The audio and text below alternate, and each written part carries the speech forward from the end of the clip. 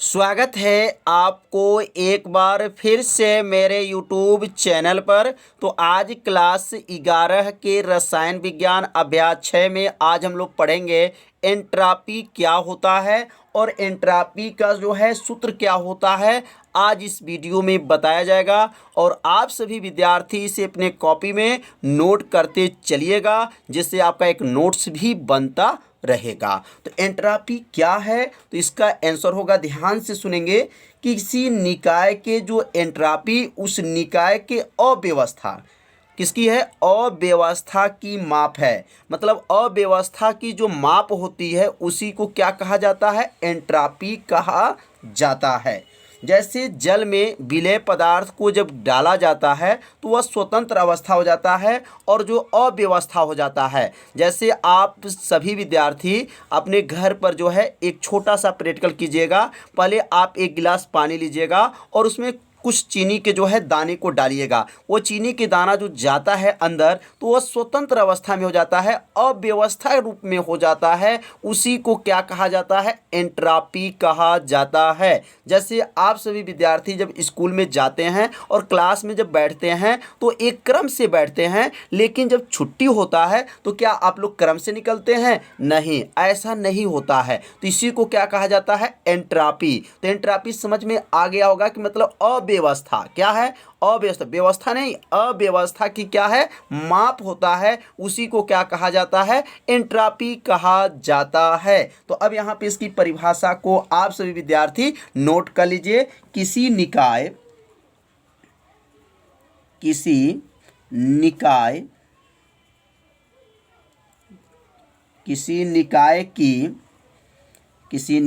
की एंट्रापी, किसी निकाय की जो एंट्रापी उस निकाय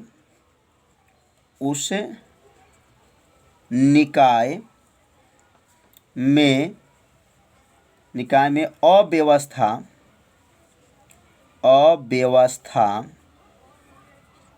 की माप होती है। अव्यवस्था की क्या होती है, माप होती है,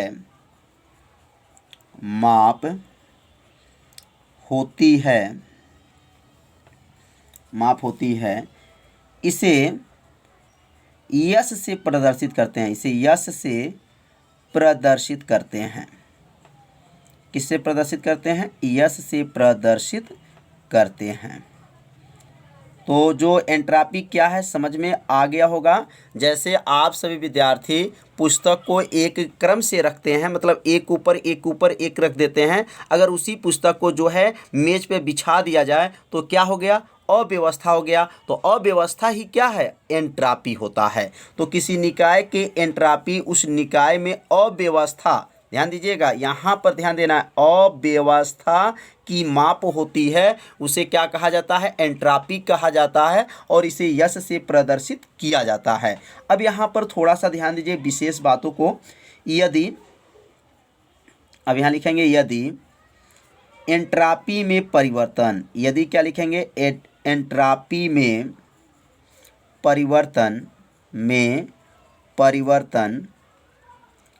परिवर्तन डेल यस है, क्या है, डेल यस है। तो अब यहाँ ध्यान दीजिएगा, यदि एंट्रापी में जो परिवर्तन जो है वह क्या है, डेल क्या है, यस है।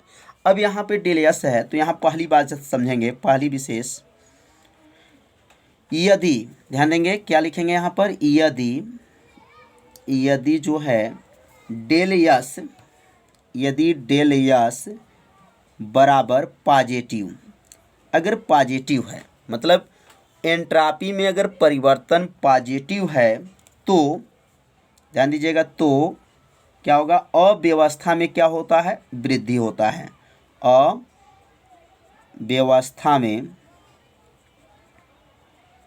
अव्यवस्था में क्या होता है, वृद्धि होता है। अब आगे चल के आप लोग को जब कंपटीशन के एग्जाम देंगे तो ये छोटे छोटे क्वेश्चन जो है बहुत ही क्या होता है, आईएमपी हो जाता है। अब यहाँ पर एक छोटा सा क्वेश्चन जो है कई बार परीक्षा में पूछा गया है कि अगर जो है एंट्रापी में परिवर्तन पॉजिटिव होता है तो अव्यवस्था में क्या होगा। तो अव्यवस्था में याद रखिए क्या होता है, वृद्धि होता है। वृद्धि माने बढ़ता है। अगर यहाँ दूसरा बात करते हैं, यदि दूसरा यहाँ बात किया जाए, अब यहाँ दूसरा में क्या लिखेंगे, यदि, अब यहाँ लिखेंगे यदि डेल एस जो है, डेल एस बराबर जो है नेगेटिव हो जाए, माइनस में हो जाए, तो क्या होगा, तो लिखेंगे यहाँ पर तो अव्यवस्था, अव्यवस्था में क्या होगा, अव्यवस्था में कमी होगा, क्या होगा, कमी होती हैं। ये जो दो प्रश्न देख रहे हैं बहुत ही ये जो है आईएमपी है, कंपटीशन में, कंपटीशन की एग्जाम में से यहाँ से दो प्रश्न बनता है, तो आप लोग दो प्रश्न को याद रखिएगा। एंट्रापी का मान जब धनात्मक होता है तो उसकी अव्यवस्था क्या होती हैं, वृद्धि होती हैं, और एंट्रापी जो है ऋणात्मक होता है तो अव्यवस्था में क्या होती है, कमी होती है।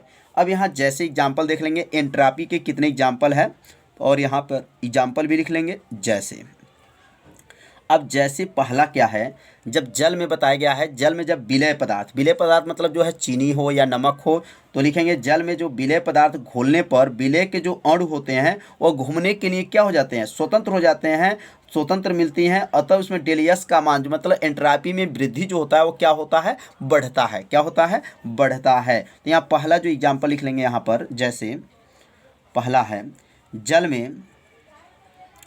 में विलय, जल में क्या लिखेंगे, विलय, जल में विलय पदार्थ, जल में विलय पदार्थ घोलने पर, घोलने पर, घोलने पर विलय अणु, विलय अणु,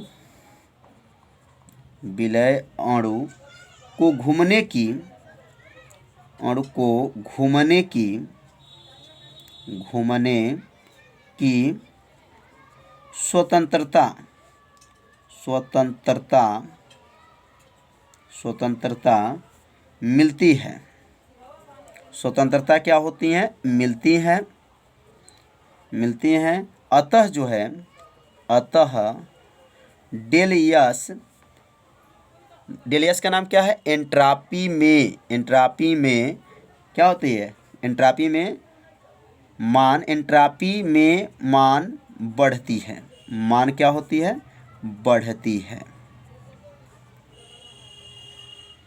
अब यहाँ ध्यान से सुनेंगे, जल में विलेय पदार्थ, अब विलेय पदार्थ कौन होते हैं, मतलब जल के अंदर जो पदार्थ घुल जाए उसी पदार्थ को क्या कहा जाता है, विलेय पदार्थ। विलेय पदार्थ को घोलने पर विलेय अणु को घूमने के लिए स्वतंत्रता मिलती है, अतः डेल एस में मान क्या होती है, वृद्धि होती है। डेल एस का मतलब एंट्रापी में वृद्धि होती है। अब यहाँ दूसरा एग्जाम्पल इसका लिखेंगे। अब यहाँ दूसरा एग्जाम्पल, आप सभी विद्यार्थी इस एग्जाम्पल को जरूर नोट कीजिए क्योंकि ये बहुत ही आईएमपी है। तो अब यहाँ दूसरा लिखेंगे, ठोस को द्रव में, ध्यान दीजिएगा, ठोस को द्रव में बदलने पर अथवा द्रव के वाष्प में बदलने पर एंट्रापी बढ़ती है। क्या होती है, ठोस को अगर द्रव में, अगर ठोस है, ठोस में जैसे बर्फ है, जब उसको द्रव में बदलेंगे तो एंट्रापी का मान क्या हो जाएगा, बढ़ेगा, क्योंकि क्या उसका अव्यवस्था जो है, जो ठोस है तो उसकी व्यवस्था कम है, लेकिन जब ये द्रव में होगा तो उसकी व्यवस्था जो है अव्यवस्था हो जाएगा, मतलब उसमें वृद्धि हो जाएगा।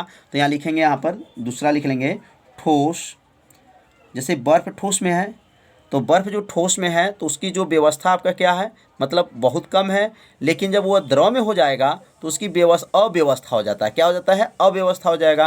और जब अव्यवस्था में जो वृद्धि होने लगता है, लिखेंगे ठोस को, ठोस को द्रव, ठोस को किस में, द्रव में, ठोस को द्रव में बदलने पर, बदलने पर, ठोस को द्रव में बदलने पर अथवा,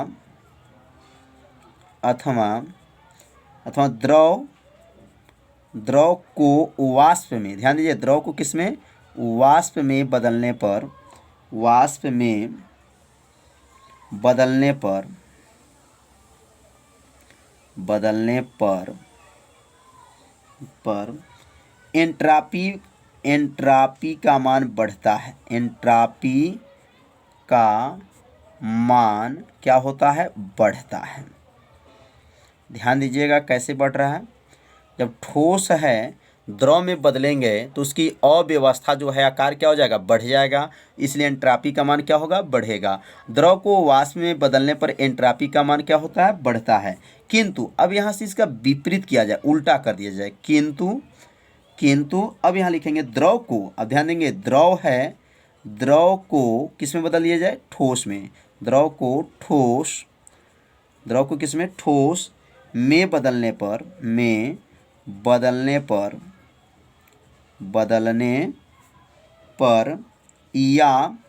पर या वाष्प को किस में, वाष्प को द्रव में बदलने पर, वाष्प को किस में, द्रव में बदलने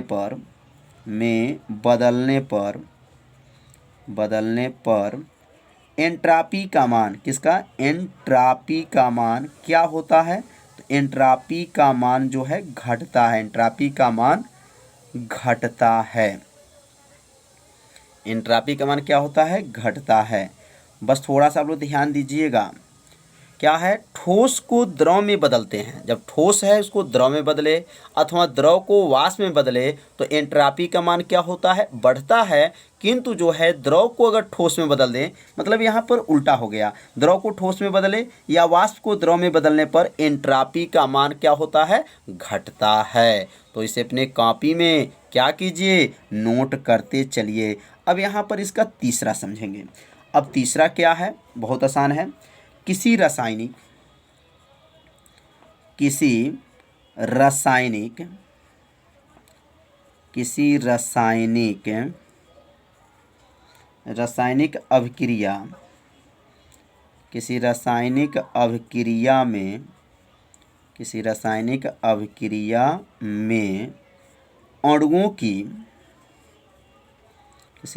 अभिक्रिया में अणुओं की संख्या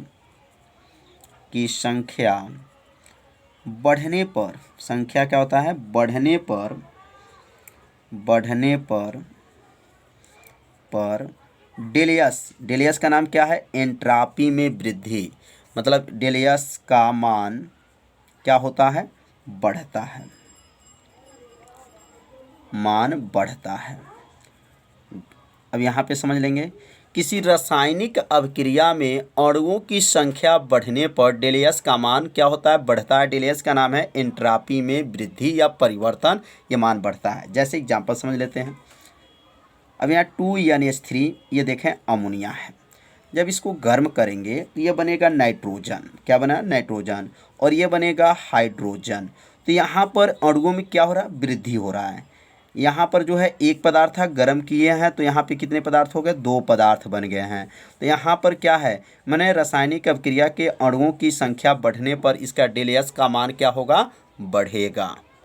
तो समझ में आ रहा होगा। लेकिन अगर इसका उल्टा चला जाए, मतलब 2 पदार्थ को गर्म किया जाए और एक पदार्थ बन जाए, तो वहाँ पर एंट्रापी का मान घटता है। याद रखिएगा, जब 2 पदार्थ को गर्म करेंगे और एक पदार्थ जब बनेगा, इसका विपरीत कर लिया जाएगा तो एंट्रापी का मान क्या होगा, घटेगा। तो यहाँ पर जो है इसको भी लिख लेंगे।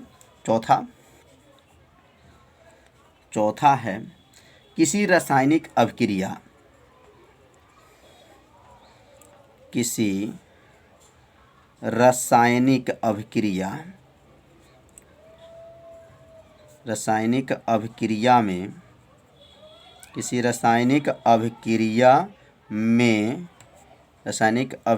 में अणुओं की संख्या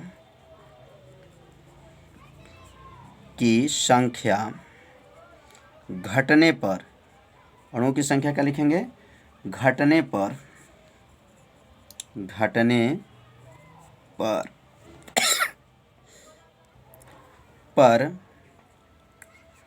एंट्रापी का मान क्या होता है, घटता है। बढ़ता कब है, घटता कब है, बस थोड़ा सा आपको ध्यान देना है। किसी रासायनिक अभिक्रिया में अणुओं की संख्या घटने पर, यहाँ पर जो अणुओं की संख्या है वो घटेगा तो एंट्रापी का मान भी क्या होता है, घटता है। अब यहाँ पे जैसे अब एग्जाम्पल देख लेंगे। नाइट्रोजन है और हाइड्रोजन है। अब इसको गर्म करेंगे तो यह बनेगा अमोनिया। क्या बना, अमोनिया। तो अब यहाँ पर अणुओं की संख्या क्या हो गया, कम हो गया। यहाँ 2 पदार्थ को लेकर के गर्म किए, एक पदार्थ बन गया। जब 2 पदार्थ को लेकर के एक गर्म करेंगे और एक पदार्थ बनता है तो एंट्रापी का मान क्या होता है, याद रखिएगा, घटता है। यहाँ पे क्या होगा, बढ़ेगा, क्योंकि अणुओं की संख्या क्या हो रही है, बढ़ रही है। तो समझ में आ गया होगा। तो अब हम लोग पढ़ेंगे एंट्रापी परिवर्तन किसे कहते हैं। अब एंट्रापी परिवर्तन की भी परिभाषा समझ लेंगे। तो अब यहाँ हेडिंग नोट कर लेंगे, एंट्रापी परिवर्तन, एंट्रापी में परिवर्तन, एंट्रापी में परिवर्तन। अब इसका परिभाषा क्या होता है, एंट्रापी में परिवर्तन का परिभाषा क्या है, अब परिभाषा को भी समझ लेते हैं।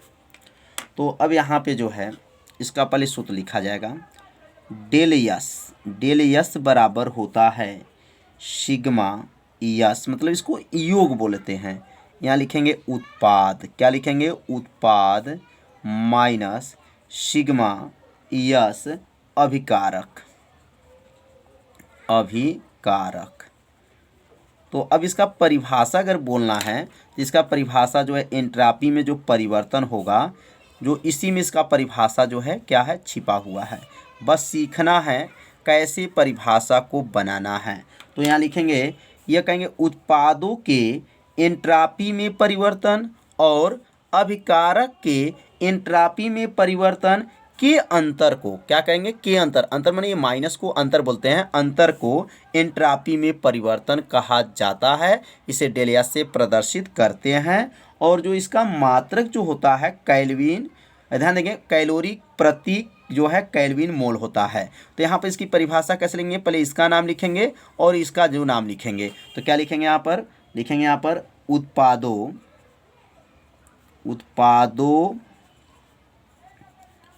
के एंट्रापी, उत्पादों के एंट्रापी परिवर्तन, उत्पादों के एंट्रापी जो है परिवर्तन तथा अभिकारक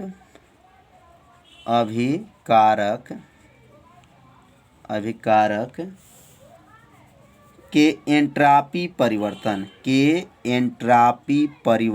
के अंतर को, एंट्रापी परिवर्तन के अंतर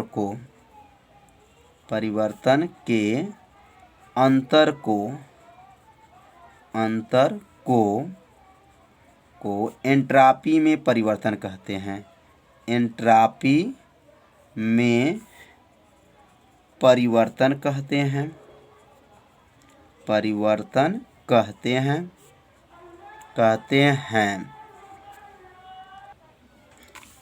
कहते हैं। इसे डेल यस से क्या करते हैं, प्रदर्शित करते हैं, डेल यस से प्रदर्शित करते हैं। इसका मात्रक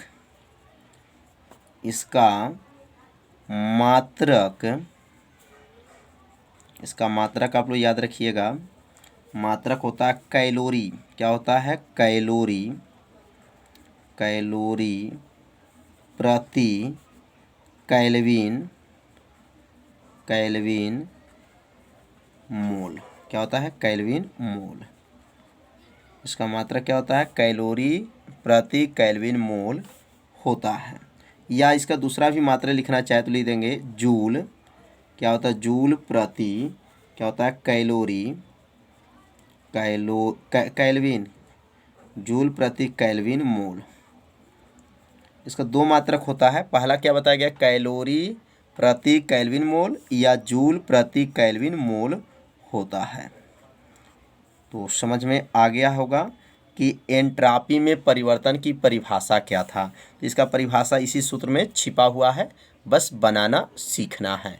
तो आज का वीडियो कैसा था, आप सभी विद्यार्थी जरूर कमेंट कीजिएगा, वीडियो को लाइक कर दीजिए और चैनल पर यदि आप पहली बार आए होंगे तो चैनल को सब्सक्राइब और घंटी दबाना मत भूलिएगा, क्योंकि ये लाइव क्लास आपके लिए ही चलाया जा रहा है।